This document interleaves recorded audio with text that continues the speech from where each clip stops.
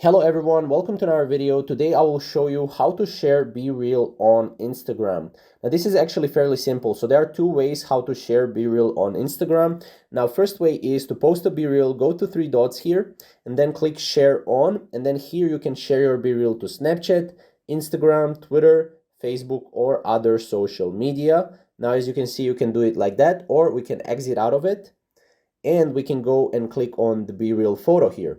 And then under the photo, you will see that we have share button. We also have share button in the upper corner, right corner, or we can have the save button in the right down corner, right?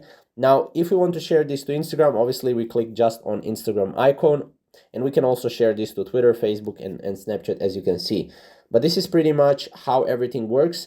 Now, if you want to see more videos on, BeReal, how to use BeReal, how to use it on your PC or any other BeReal tutorial video, go to our channel, subscribe to our channel because we're going to upload more videos on BeReal soon. We're uploading 5 a day. So yeah, we would appreciate your support.